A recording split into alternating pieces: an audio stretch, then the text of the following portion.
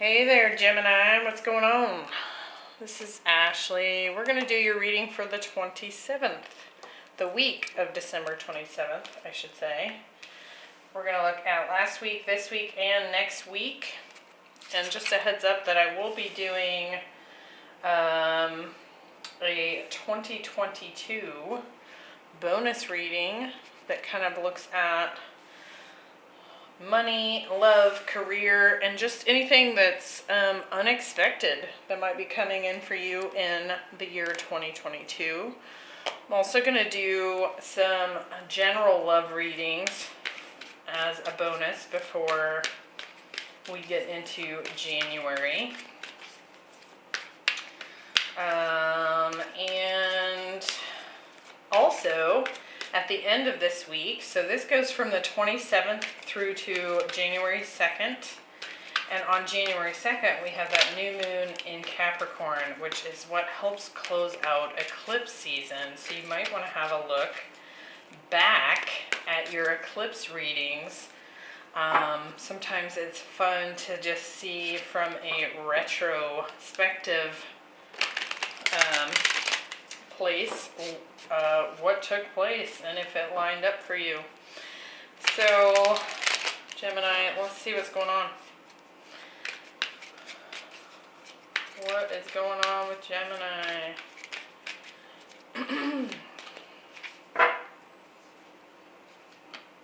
Ace of Cups. Look at that. King of Wands could be dealing with a fire sign, Sagittarius in particular. 10 of Pentacles. 6 of Swords. 6 of Cups. The Sun. There's some Leo there. The Ace of Wands. And the Queen of Pentacles, some Capricorn coming in here in the future position. 10 of Swords as the overall energy. So definitely some kind of ending taking place here. Recently for you, might be happening at this time. Let's get into this and see what's really going on here. So last week we have peace. And I'm finding that a lot of people's cards for last week, like their overall energy for the week of the 20th or like the week of Christmas, has had this very relaxed energy to it. And with you getting peace here, it looks like you might have taken a nice time out from just the hustle and bustle of everything, which if you celebrate the holidays, by the time Christmas rolls around, everyone is ready for a break. So that looks to be what has happened for you. Could have had a very inspired new beginning here, or you're at least desiring one. Potentially with a fire sign, but a lot of happiness here. So we're going to see, after we clarify what this is about here. Because it does look like something has also ended. So this could be some sort of inspired new beginning after having been through a difficult ending here. So let's get into this and clarify. Why the Ace of Cups? We have the 3 of Cups. Could have been a reconciliation. Potentially with a Virgo. Either that or this is something that's been deep in thought. There's been a lot of reflection on the potential for some sort of coming together. This could also be just kind of like this energy of even retracting back from all the celebratory energy that might have been happening during the holiday week.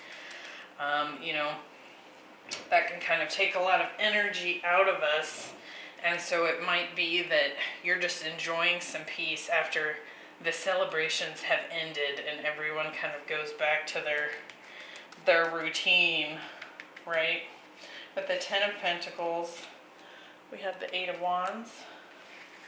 Could have been doing some traveling, and the Queen of Cups. And with the Sun, we have the Nine of Swords and the Two of Swords. Definitely some indecision taking place this week that's been stressing you out. Perhaps not seeing the brighter side of things, right? There could have been some sort of silver lining that you weren't noticing, is what I want to say here. Now for some of you, this could be a result of having sat out on a reconciliation with a water sign here. Could be Cancer, Scorpio, Pisces. And they've decided to move on as a result of perhaps you being in this hermit energy and not accepting this cup of love. And it does feel like there was perhaps some overthinking taking place that might have kind of soiled it or delayed it for too long. I feel like we're going to get some more clarification as we move forward here. And this week we have the Broken Open card. So I do feel like whatever kind of ending or experience you've been through that's been difficult, it's kind of forced that heart chakra to open up. And it's interesting because then we have this flaming heart here in the future position. And the way this card looks, it's almost like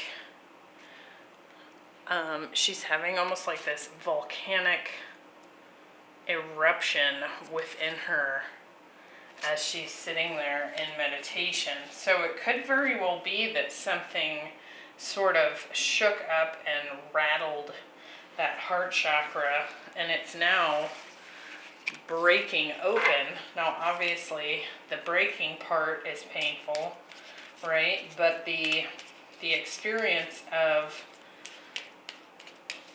having that happen is that it forces us to pay attention and open up to those emotions that are taking place, whether we want to or not, right? So Two of Cups just popped out. So we'll see if that comes back out. We're going to look, we've got the King of Wands, Six of Swords, Ace of Wands. Again, this fire energy showing up here. You could be dealing with, or you could be embodying this fire energy. Aries, Leo, Sagittarius. But I get this feeling, you see how he's holding this wand. It almost feels like there's been something that has broken open through your heart chakra, and he's holding this Ace of Wands here in his hand.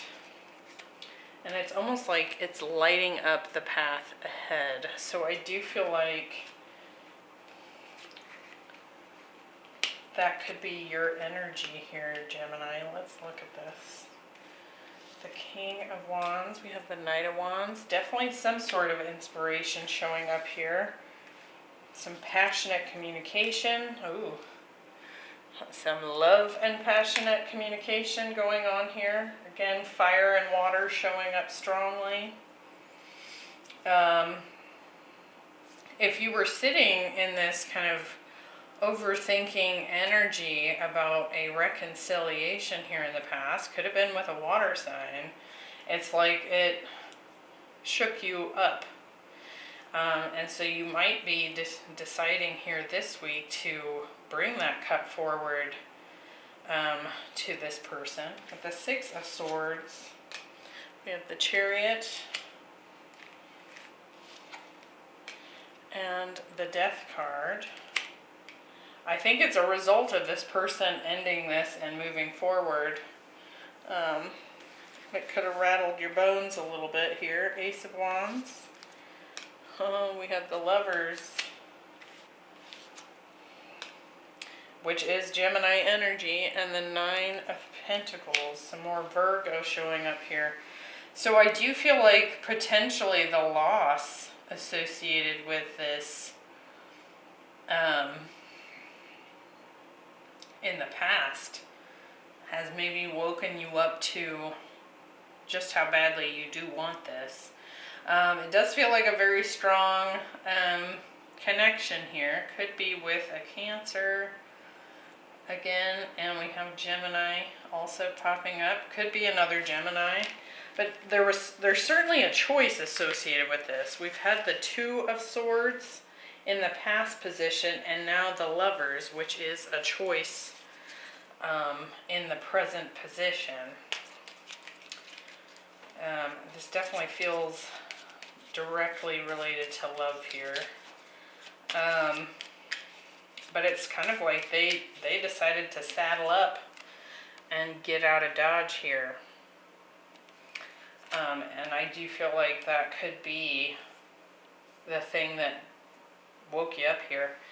In the future position, we have passion, love for life. You can see that burning heart, which is what is going on with this broken open card here this week. So next week, that continues to burn here. We've got the Nine of Wands, the Six of Cups, and the Queen of Pentacles. It's almost like this choice to persevere with this love interest. Could be dealing with a Capricorn. This could be someone that you were in a long-term relationship with in the past.